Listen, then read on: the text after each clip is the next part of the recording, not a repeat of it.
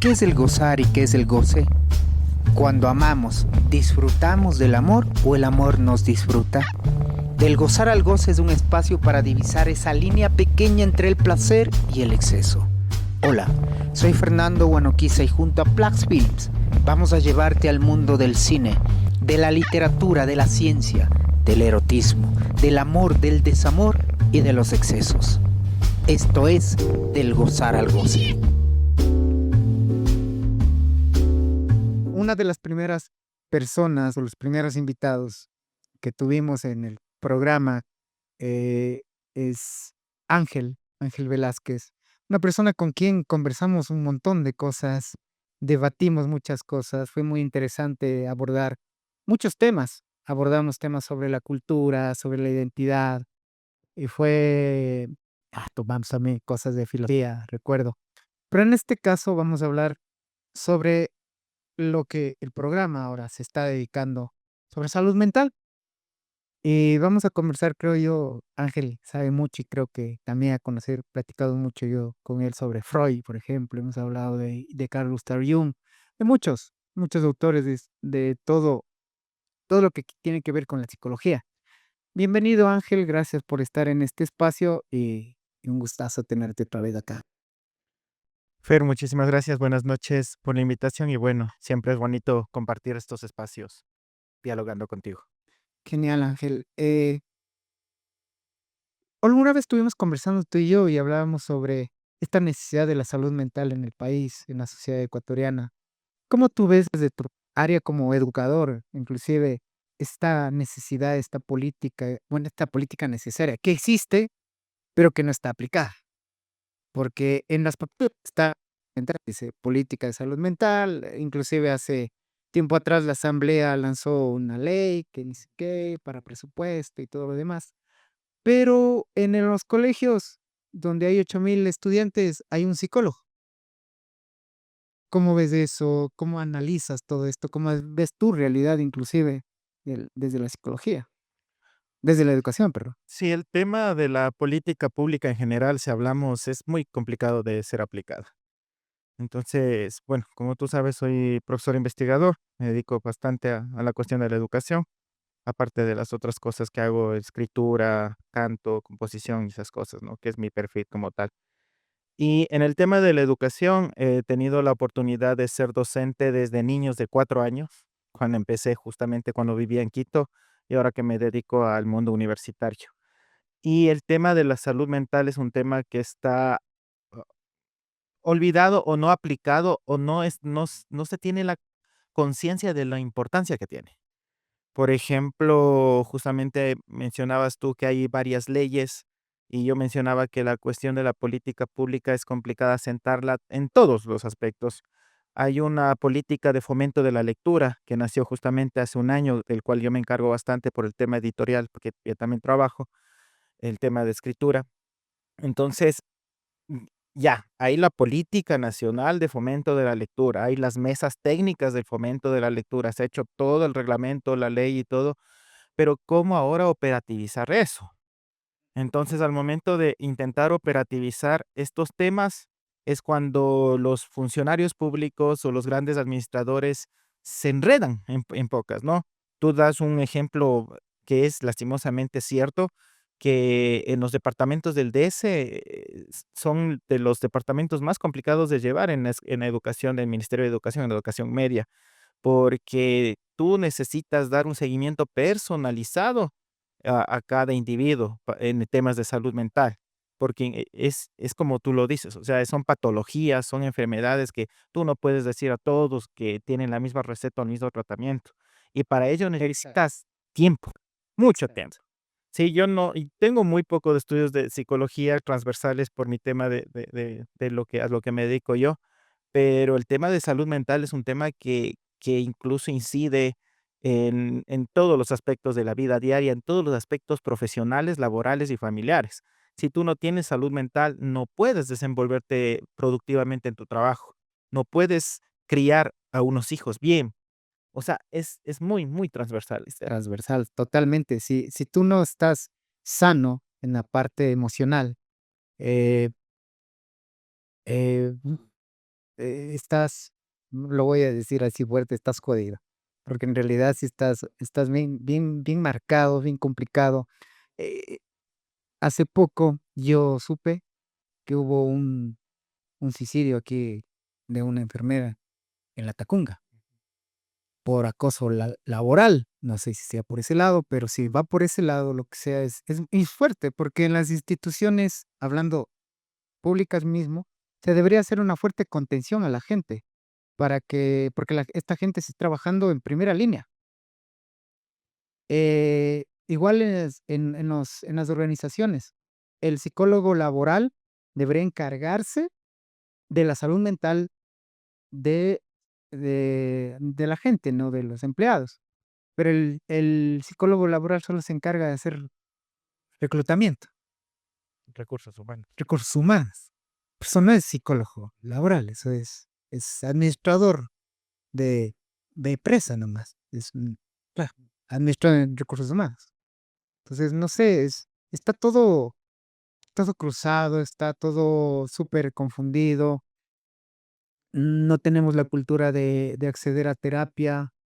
Creo que, por ejemplo, aquí en Chaquisilí, en La Tacunga, en Pujilí, la gente mucho más recurre a al adivino, por decirlo así, al brujo, que le lean las cartas para ver cómo va a ser su futuro, y le encarga a que este chamán, entre comillas, porque es distinto un chamán, sino no sé, estas personas que dicen que van a curarte para que te vaya bien en la vida. Entonces, tenemos mucho de esta cultura y no vamos directamente a decir, ¿sabes qué? Yo tengo un problema de neurotransmisores. No estoy produciendo bastante serotonina. Este es mi problema. No, no va por ahí porque no se entiende todavía esto de acá. Y se recurre a otras cosas, ¿no? Incluso temas de espiritualidad a través de la religión.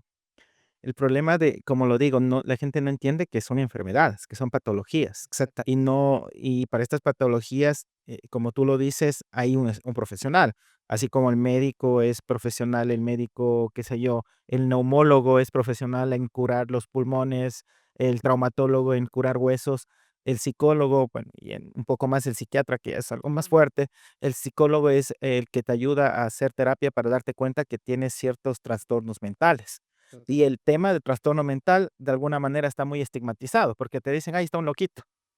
Yo he tenido terapia, porque yo tengo trastorno obsesivo compulsivo, y no me acobardo en decirlo, porque las cosas como son. Mi esposa tiene depresión crónica, porque desde pequeña tuvo secuelas de cicatrices, desde pequeña que, tú como psicólogo sabes que desde pequeño lastimosamente va quedando esas cicatrices que cuando tú en la vida adulta no lo logras superar, siempre te marca. Totalmente. Entonces, yo, por ejemplo, tengo un trastorno obsesivo compulsivo, tenía bastante fuerte, algunas veces se me acrementa, voy a terapia, converso, me libero y vuelvo a mi vida normal, por así decirlo, pero es que eso es. Y en mis hijas, por ejemplo, mi hija mayor, que es adolescente, también algunas veces ha tocado ir a terapia. Pero esto, ¿cómo lo acompañamos en mi caso, en mi familia? Con espiritualidad. Espiritualidad, no religión. O sea, que hay eso, ¿no? Que muchas veces la religión se lo confunde con la espiritualidad. Claro, y Son son cosas, yo no a veces comparto. separadas. Claro, la religión como institución es una cosa, como iglesia es una cosa, y la espiritualidad, tu conexión con un ser supremo es otra cosa. Ujú. Son coadyuvantes, convexas, como quieras decirla, adyacentes, pero a la final eso con las terapias nos han ayudado. El otro tema de la cuestión de chamánica y todo eso, que también existe, yo también soy medio creyente de las energías como tal, Claro, pero a eso no hemos acudido como tal, ¿no? Pero ahí está, un poco haciendo la conclusión es que la gente no entiende que es también estos trastornos, estas patologías mentales también te afectan, como tener un dolor de garganta o tener una enfermedad del cuerpo. Sí, la psique también es importante. ¿has tenido ataques de ansiedad alguna vez? Claro, y de depresión, como cualquiera, creo. Yo también. O sea, a la final, eh, como tú lo decías y un poco como hemos conversando, uno intenta ponerse fuerte y ser el estereotipo del hombre muchas veces, ¿no? Quizás. En una sociedad que te impone eso, en pueblos pequeños como el nuestro. Sí, pero cuando vas creciendo, vas madurando, vas intentando crecer emocional, intelectual, espiritualmente, eh, te das cuenta que llorar no es malo, te das cuenta que tener la nueva masculinidad definida es cuestión de un cambio en ti mismo. Eso me encanta, Ángel, sabes que este tema de las nuevas masculinidades. Yo hablaba de las nuevas masculinidades con alguien y las confunden, verás, porque piensan que nueva masculinidad es esta cuestión del género, que es como Que son diversidades. que son diversidades, que es otra cosa. Las nuevas masculinidades es este hecho de nosotros como hombres aceptarnos y también aceptar que somos vulnerables, ¿no? Y es algo que las nuevas generaciones sí van entendiendo un poco, pero nosotros, muchos de nosotros de nuestra era, en nuestra época, no, no lo entienden todavía, están muy cruzados y solamente se dan cuenta cuando ya están en un divorcio, cuando ya están en unas adicciones bien fuertes. Tú sabes que venimos de una cultura bastante alcohólica y el único filtro que tenemos para nosotros sacar nuestras emociones es el alcohol. Entonces, esto es muy, muy plantado, es muy cultural inclusive, ¿no? Y no saben manejar, por ejemplo, estos ataques de ansiedad que a ti, me imagino que tu terapeuta igual te va guiando cómo puedes llevar tus ataques de ansiedad. A mí igual, yo ya sé qué es lo que tengo que hacer cuando me da un ataque de ansiedad. Entonces, tenemos como ciertas herramientas y hemos empezado a tener otros discursos sobre lo que es ser masculino y qué no, pero todavía está muy arraigado el machismo, ¿no? No, sí, la sociedad es complicada. El mismo hecho que, como tú lo dices, el alcohol es un escape a no poder explotar tus sentimientos en estas nuevas maneras de ser y de aceptarse, ¿no? Eh, Uno de adolescente, cuando va creciendo, cuando tiene sus grupos de amigos, se da cuenta, o sea, que existe entre camaradas, es como que sí te comprendes, ¿no? Pero afuera de la camaradería, hacia afuera, tienes que ser el hombre, el que no llora, el que le gusta pelear, el que toma más, el que tiene más novias, etcétera, etcétera, etcétera. Entonces, esto es bien complicado y algunas veces la sociedad mismo o estos grupos te van alejando y decir: "Ese man es distinto", ¿no? Entonces, tú, por ejemplo, que hemos sido, incluso hemos pasado por ser catequistas, por todo, por varios procesos, y eso es bonito, y yo por eso a mis hijas siempre les digo: "¿Quieren danza? Vamos a danza, ¿quieren natación? ¿Quieren pintura?", porque así te vas formando integralmente y vas conociendo el mundo como tal, Ujú. y no ser cerrado en una sola cosa, que eso es lo que me gusta y con eso voy a morir, y si no logro eso, me muero. Entonces, también viene lo que esto también, si viene en esto de las nuevas masculinidades, perdón, porque el hecho que tú no salgas de esa burbuja, que te quedes en tu zona de confort y no logres nuevos aprendizajes, te limita mucho en la cuestión emocional, en la cuestión también de la psicología interna, por así decirlo. Ujú. Sí, yo te cuento, no sé cómo tú viviste tu infancia aquí en el pueblo, por ejemplo. Yo te voy a contar la mía, un poco resumido. Para mí era muy difícil adaptarme a una sociedad como la de Saquicilí, que es bastante machista, y matriarcal, pero machista.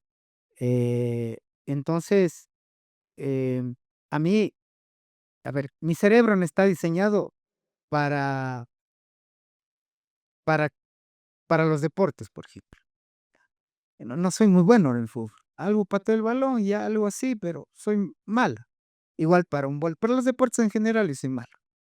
Pero en un pueblo donde te exigen que debes ser bueno para un deporte, porque si no eres relegado, porque igual tus panas ya no te invitan a jugar, o eres el malo y te hacen bullying y te cargan y todo lo demás.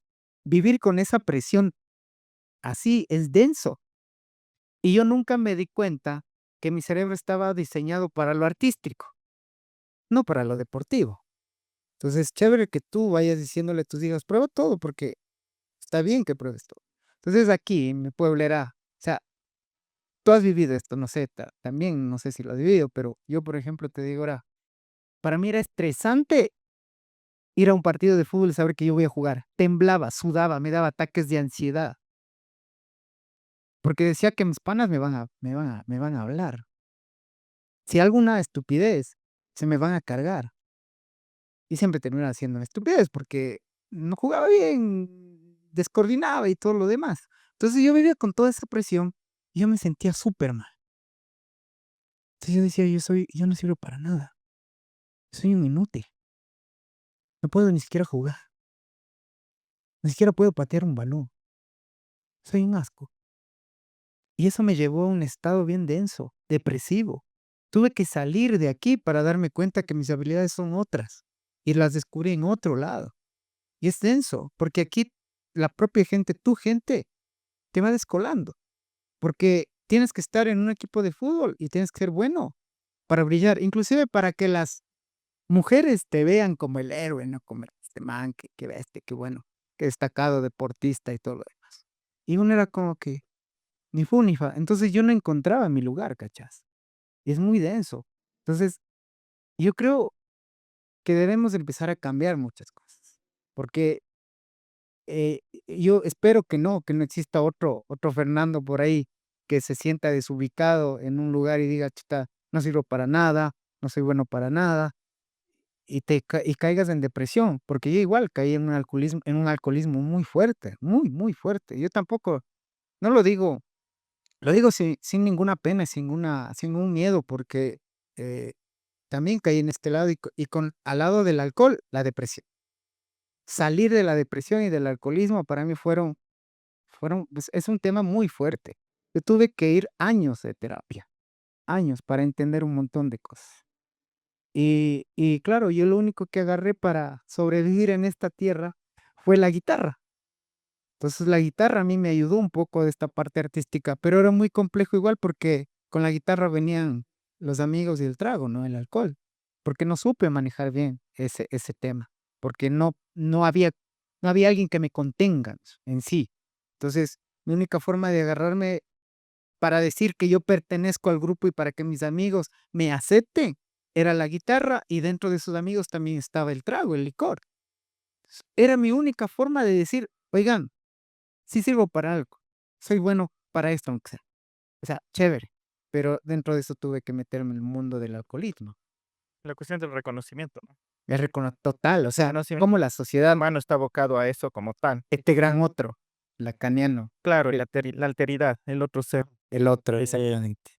sí, me acordé mucho, como yo soy escritor, entonces siempre en un personaje tú tienes que buscar el claro oscuro del personaje, no puedes hacer personajes llanos porque si No, dice, pues es muy se te simple. acaba el cuento a la primera hoja. Totalmente. Entonces, es eso, ¿no? Y, y en nuestra época, porque casi somos contemporáneos, Ujú. por así decirlo, no había todavía esta cuestión de las redes sociales, pues. No. Entonces, lo único que tenías era el fútbol, tal vez por ahí el grupo de amigos, tal vez ser catequista, y la música era como tú lo dices, por añadidura. Yo también tuve mis primeros inicios con la música, justo con Frágico, estaba con así Así, Galito, el amigo que también, con Diego, que fueron los primeros que yo también quería aprender a tocar guitarra, como éramos vecinos, y sí lo logré, pero lo dejé también porque en mi caso, y por eso, y ahí sí, saludos a mi madre querida, sin querer queriendo tengo el trastorno compulsivo, porque lo mío era lo académico. O sea, lo académico, lo académico, lo académico. Y bueno, lo agradezco porque he llegado a donde me gusta la cuestión académica, me gusta mucho la investigación, el conocimiento, la generación de cosas, ¿no? Y lo dejé la guitarra. Me ujú, fui a Quito, a otro lugar, como tú lo dices, salir de la tierra, y ahí me enamoré de la música coral. Y ahí aprendí a cantar con técnica vocal, con toda la cuestión, y en realidad ahí me di cuenta que el arte puede cambiar muchas cosas. es terapéutico. Y en primer lugar, cambiarla a uno. Sí, entonces yo también me metí muy de lleno a la música desde los 18 hasta los 25, 27 años, ¿no? Y me ayudó muchísimo a crecer. Y me di cuenta que un ser humano, y eso yo lo trasladé a mis alumnos, ya luego cuando fui profesor, cuando empecé a ser profesor, que sin arte está complicado. Entonces, yo tenía los alumnos a los sociales, típico, en cualquier colegio los sociales son los más jodidos, pero hacíamos obras de teatro, hacíamos música, hacíamos dramatización, y era la forma que yo les decía: "Vean, lo que tú dices, vean, si sirven, no les dejen que les bajen la autoestima". Exactamente. Y tengo muchos alumnos ahora ya 32, 33 años, que se acuerdan por esto, dice: "Profe, ¿se acuerda del festival Chaminade que en el colegio eso nos ayuda muchísimo y ahora somos, algunos incluso son actores profesionales Ujú. que ya ni viven aquí. Entonces, mira, y eran los más rezagados, los que siempre se pasaban el curso con las justas de años, se quedaban a supletorios. Entonces, esa es la semillita que, como te digo, que hay que cambiar ese chip, ¿no? Que en los pueblos pequeños es mucho más complejo, sí. Pero ahora con las nuevas tecnologías, yo lo veo a mi hija y todo eso, y cada vez hablamos más de arte. Mi hija mayor está tendiendo por el diseño gráfico, por ejemplo. Ujú. Entonces, está metida de lleno en el anime, en toda la cuestión, y ahora a través de todo lo que es el Internet, sí tienen un poco más de escape que lo que teníamos nosotros, que no teníamos. Teníamos la televisión, de pronto teníamos, como tú dices, el fútbol y muy pocas cosas. En cambio, ahora hay a una sobre demasiada sobreinformación, ¿no? Infoxicación, le llaman ahora, ¿no? Sí, ajá. Pero ya digo, son temporadas, son maneras que ahora es ese cambio, ¿no? Pero a la final también con sus peligros, con sus ventajas y desventajas. Sí, justo que mencionas de algo de lo que tú estabas, comentando sobre Galo, yo igual, ¿no? Yo sabía tocar la guitarra y caí por azar a la iglesia, ¿no? O sea, caí por el azar. Y bueno, yo encontré mi nicho justamente con igual, ¿no? Con Galo, con Diego, con Paul, con todos ellos. Y ellos me acogieron como una familia a mí y me rescataron mucho de la parte del licor, verás. Yo pasaba en los parques, en el parque aquí central, tocando la guitarra, amaneciendo ahí con todos los manes que igual se dedicaban al trago. Y yo creo que este modo de sacarme, yo les agradezco mucho igual. Está aquí Galo, igual yo siento como que mucho este agradecimiento porque gracias a ellos es que yo salgo de este lado y digo, no, yo sí creo que sirvo para otra onda. Porque igual yo hasta en el colegio era malo. O sea, tú al menos tenías como que soy bueno en el colegio y tu madre te ayudaba porque te daba técnicas, me imagino, para. Yo no, Era docente. la docente, claro, sabía de metodología y todo lo demás. En cambio, o sea, era a la buena, dices, re malo, re malo. O sea, imagínate, era malo en el deporte, malo en los estudios, malo, malo en todo. Entonces uno dice, ¿para qué? ¿Qué hago aquí? ¿Para qué la vida ya? Entonces, cuando voy a Quito, y claro, yo aquí estudié mecánica automotriz en el Barba Naranjo. Yo no sé ni cambiar una bujía. Con este digo, no tengo idea. Ya, mi cerebro no estaba diseñado para eso. Me doy cuenta, llego al seminario, me meto a la católica y en la católica descubro que me gusta la psicología, lo social. Ahí me doy cuenta cuando doy el ingreso para. Yo temblaba cuando iba a dar el ingreso para la universidad. Decía, soy tan malo, no sé si llegue. Llegué en los 7 primeros. Sí, ni yo me lo creía. Y ahí recién, como tú dices, ahí recién empecé a creérmela, dije: "No, sí soy bueno". O sea, creo que sí soy bueno, sí soy pilas. Recién ahí, ¿cachas? Tenía ya 19 años. Recién ahí. Si no hacía eso, si eso no me pasaba, yo creo que no hubiese sido psicólogo, yo creo que no hubiese llegado a tener una profesión, no lo sé, pero esto a mí me ayudó un montón, créeme. Y ahí recién me reconfiguro y entiendo que no, soy otra cosa, sí valgo. Entonces, estos estados depresivos iban bajando, iban bajando, iban bajando, iba entendiendo, iba comprendiendo. Mis elecciones mismo de pareja eran desastrosas, eran desastrosas.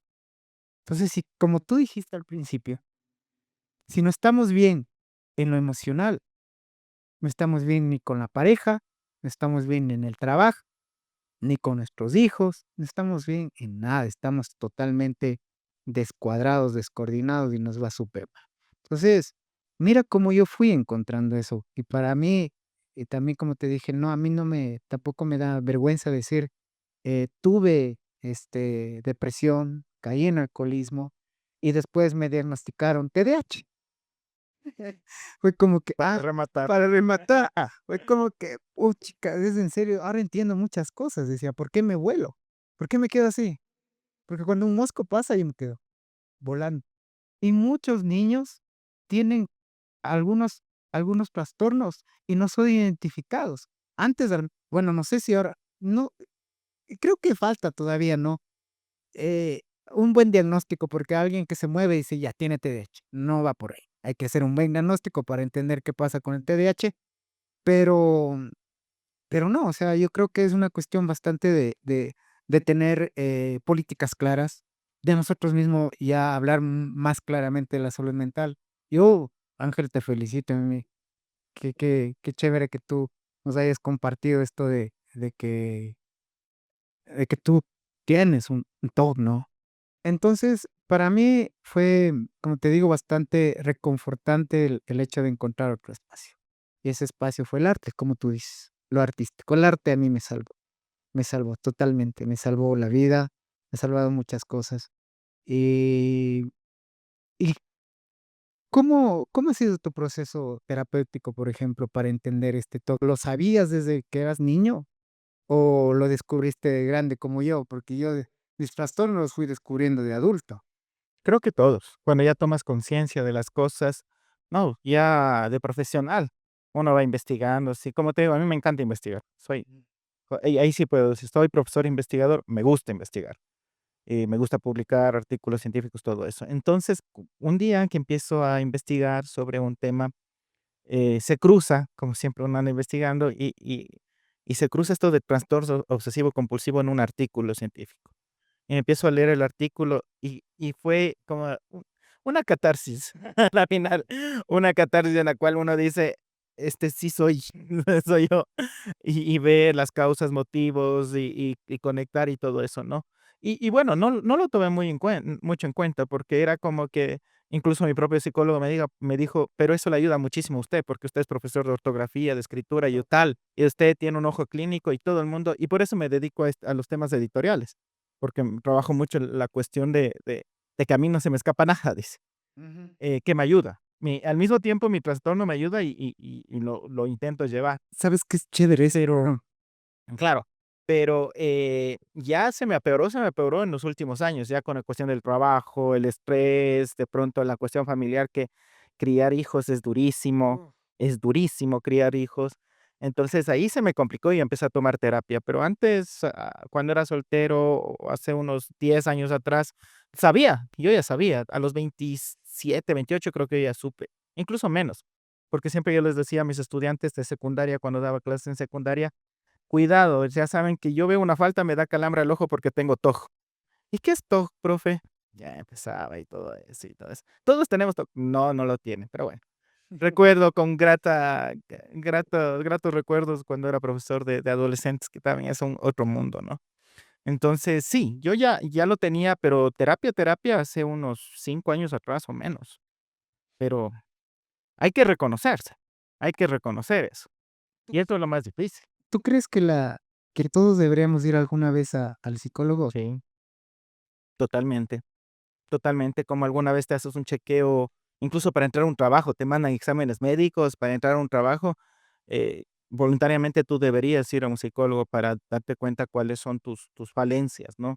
No hablemos de trastornos, pero hablemos tus falencias, tus debilidades o, hacerte tu autoconcepto, pero bien claro, con alguien. Conocerte bien, ¿no? Conocerte bien. Ernest Hemingway decía, ¿no? Que todos estamos rotos. Y Bukowski lo empeoró, pero Hemingway, claro.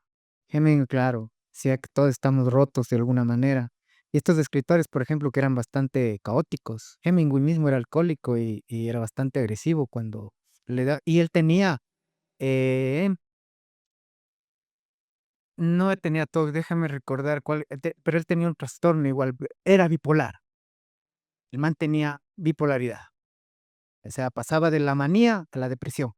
O sea, momentos donde tenía estados maníacos y empezaba a escribir, y momentos depresivos del man empezaba a beber y se hacía pedazos de mal humor. Entonces, él descubría después de eso y le ayudó también su trastorno a ser escritor, ¿no? Y eso te iba a decir, o sea, el arte lastimosamente viene con un tributo, como yo tengo cuento, la hipersensibilidad del artista. La hipersensibilidad del artista es trabajarla, es durísimo. Yo tengo algunos cuentos que espero publicarlos ya a fines de este año, antes que termine el 2025, y en uno de ellos habla de La Tormenta, que es un artista, es de un escritor justamente, de un escritor de pueblo. Ya. No más no es contexto más europeo, eh, sí. ¿Ya? Eh, y ahí hablo un poco, hago una crítica, una monólogo interior en primera persona de la hipersensibilidad del artista, cómo es un cuchillo de doble filo. Al mismo tiempo te permite crear, te permite, eh, zafarte de tus inconvenientes, de tus depresiones, pero al mismo tiempo esa misma hipersensibilidad es la que te lleva a la depresión. Entonces, es cuchillo de doble filo como tal.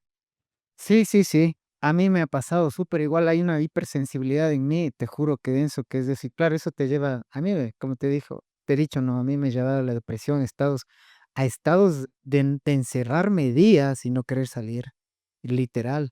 A veces de tenerle miedo a la sociedad y ver cómo es, la sociedad es muy cruel, ver cómo la gente minimiza un montón de cosas y como uno es hipersensible, le afecta y termina llorando. Cómo naturaliza lo que está mal, es complicado.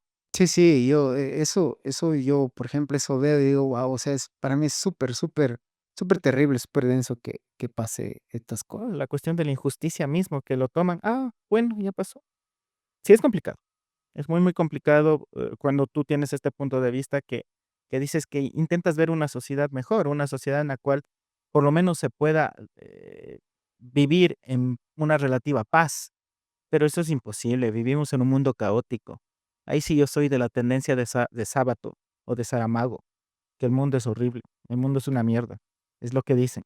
Y he leído muchísimo, me encanta Saramago y Sábato, sobre todo, la trilogía de Sábato es increíble. En la cual dices, lastimosamente, ¿en qué mundo vivimos? ¿En qué cómo puedes? Hace poco leí un libro de Sábato, justamente, eh, la novela de cómo se me fue el nombre, Túnel, El túnel, la primera. la primera, que es una belleza porque ahí ves mucho esta cuestión depresiva de la sociedad. Y Saramago con sus ensayos sobre la ceguera, por ejemplo, o la intermitencia de la muerte, que me parece una joya, por ejemplo. Es como ves esta sociedad tan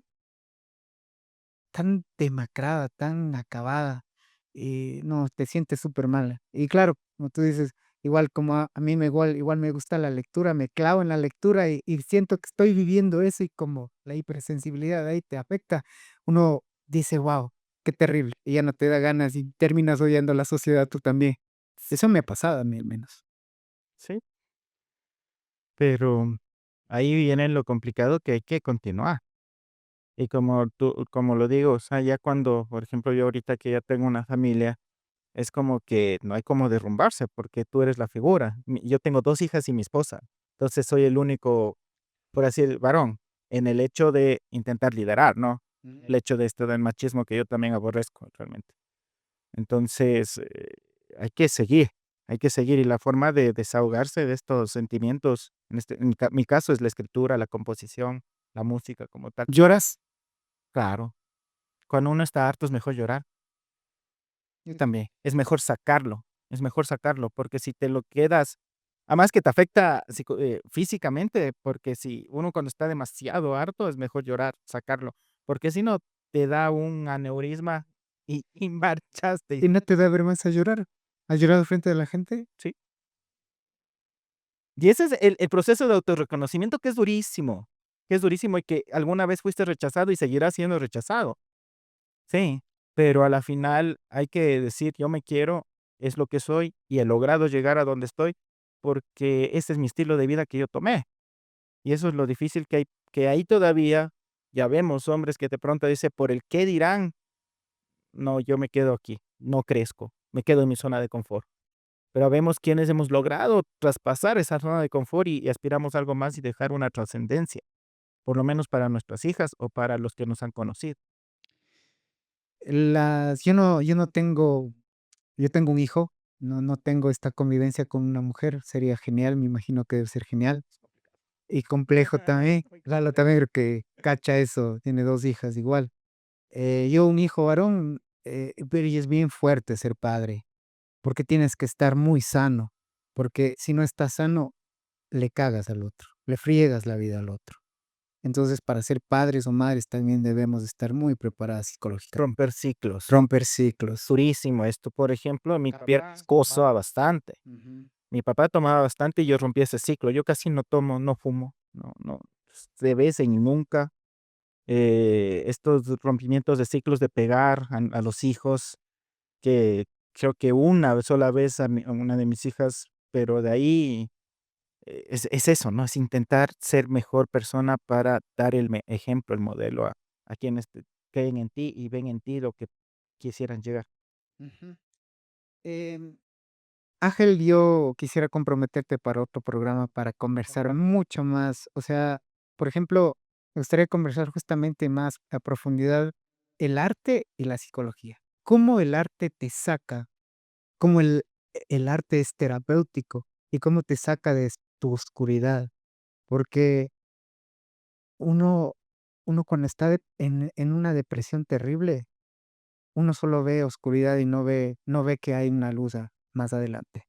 Todo es oscuro, todo es feo, todo es horrible, no sientes que no hay más esperanza, es horrible la depresión. Pero el arte te saca a veces de eso.